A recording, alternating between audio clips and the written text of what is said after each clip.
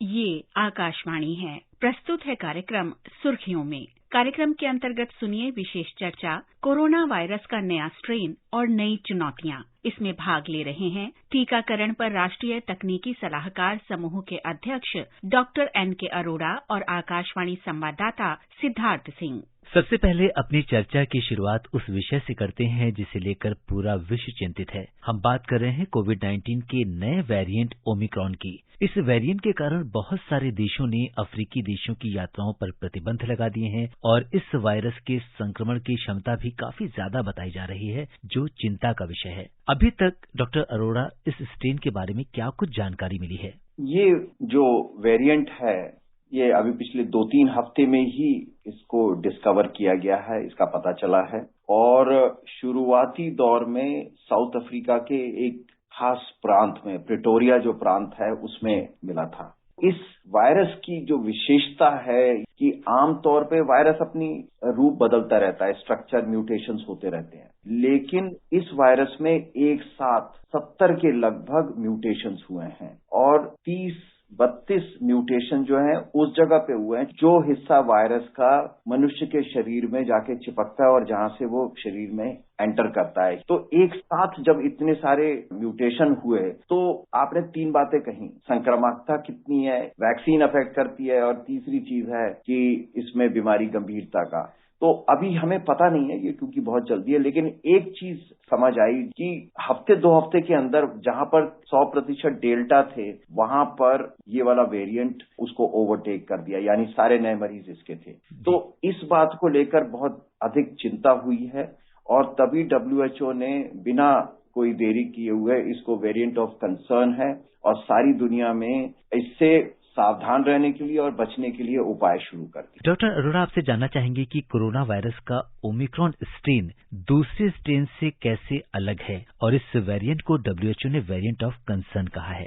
ये वेरिएंट दूसरे वेरिएंट के स्ट्रक्चर से बहुत अधिक भिन्न है। आमतौर में वायरसेस की एक प्राकृतिक प्रक्रिया होती है कि वो समय समय पर अपना रूप बदलते रहते हैं। तो जो चाइना का वुहान वायरस था, वो अल्फा बना, बीटा बना, गामा बना, फिर डेल्टा हुआ। हर एक का अपना अपना प्रारूप है और अपनी अपनी उनकी विशेषताएं। तो डेल्टा में यह है कि बहुत तेजी से फैलता है, लेकिन बीमारी भी उसके साथ ज्यादा होती है और इस सारे विश्व में ये फैला।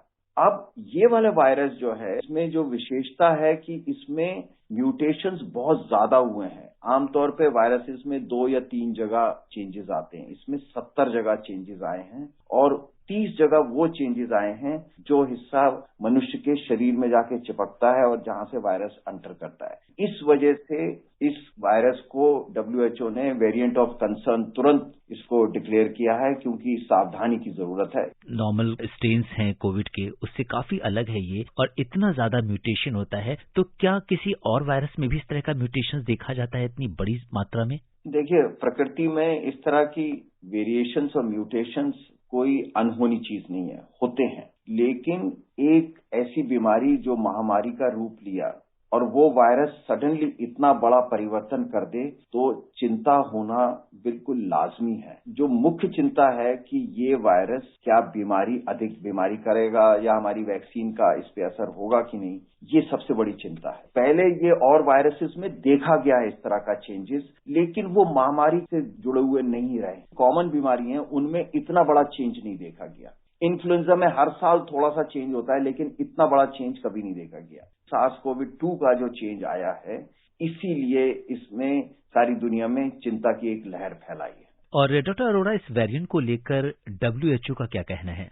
WHO का कहना बिल्कुल सटीक तरीके से कहा है कि इसके बारे में अभी और पता करने की जरूरत है। नंबर 1, क्योंकि ये अपना रूप इतना अधिक बदल चुका है और जो इसका 2-3 हफ्ते का बिहेवियर है, उससे लगता है कि ये बहुत तेजी से फैल रहा है। तो इसको वेरिएंट ऑफ कंसर्न अनाउंस किया है और उससे फायदा ये होता है कि हर एक देश सावधान हो जाता है और इसको बहुत सीरियसली इसको हैंडल करने की जरूरत है। लेकिन साथ ही साथ WHO ने ये भी कहा है कि बहुत सारे वैज्ञानिक अध्ययन करने की जरूरत है। एक तरफ तो ये है कि हम जरूरत से ज्यादा रिएक्ट कर रहा है सारी दुनिया, दूसरी तरफ ये है कि अगर हम इसमें एक लापरवाही बरतें तो ऐसा नहीं है, क्योंकि पिछला अनुभव ऐसा रहा है कि अगर जरा सी भी लापरवाही करी जाती है तो जान माल दोनों का बहुत नुकसान होने की संभावना होती है। डॉक्टर अरोड़ा, इस स्ट्रेन से होने वाले संक्रमण के क्या सिम्टम्स वही हैं जो दूसरे वेरिएंट्स के हैं? ओमिक्रॉन के जो लक्षण हैं वो जो पहले वाले कोविड के वेरिएंट्स हैं उससे मिलते जुलते हैं और लक्षणों के आधार पर वायरस कौन से स्ट्रेन का है ये पहचानना नामुमकिन है। और इस स्ट्रेन को लेकर क्या अधिक सावधानियां रखनी होंगी और हमारे देश में क्या तैयारी है? पहले तो हमें कोशिश करनी है कि ये वायरस स्ट्रेन हमारे देश में ना घुस पाए और अगर घुसता है तो इसको फौरन पकड़ा जा सके। तो इसलिए इंटरनेशनल एयरपोर्ट्स पे चौकसी और बढ़ा दी गई है। बाहर से आने वाले यात्री हैं उनकी अधिक सघन जांच होगी, जिससे कि अगर आता है तो हर एक की जांच की जाए और इसको आरटीपीसीआर द्वारा अगर कोई पॉजिटिव आएगा तो उसको पकड़ लें। दूसरी चीज यह है कि एक तरफ इसको जीनोमिक सीक्वेंसिंग कहते हैं, तो जीनोमिक सीक्वेंसिंग को और चुस्त दुरुस्त कर दिया गया है। दूसरी तैयारी जो की गई है कि अगर हमें बीमारी होने की संभावना हो तो उसमें अस्पताल हैं उनको तैयार रखा जाए। और इस बीच में आप जैसा जानते हैं हमारे हर एक जिले में अब जो डिस्ट्रिक्ट हॉस्पिटल है उनको पहले से अधिक सुदृढ़ कर दिया गया है। ऑक्सीजन प्लांट लग गए हैं। जितने भी 50 बेड से बड़े हॉस्पिटल या नर्सिंग होम है उनमें भी ऑक्सीजन प्लांट, तो जो हमारा दूसरा लहर का जो अनुभव है उसको पूरा प्रयोग किया गया है। और तीसरा, हर एक जो केस होगा उसमें उसके चारों तरफ वाली जो सिचुएशन है जिसको एपिडेमियोलॉजी कहते हैं, जिससे कि हम जान सकें उसका प्रसार कितनी तेजी से हो रहा है, किन लोगों में हो रहा है, जिनमें टीका हुआ है उनमें होने की संभावना कितनी है वर्सेस जिनमें टीका नहीं हुआ है। तो ये सबके लिए तैयारी बहुत अच्छी तरीके से कर ली गई है। डॉक्टर अरोड़ा, मौजूदा वैक्सीन क्या इस वेरिएंट पर प्रभावी होंगी? ज्यादातर वैक्सीन हमारी गंभीर बीमारी से और मृत्यु से बचाव करती है, तो हमें लगता है कि यहाँ पर भी ऐसा ही होना चाहिए, लेकिन ये बहुत जल्दी है, अभी इसमें जांच करने की जरूरत पड़ेगी।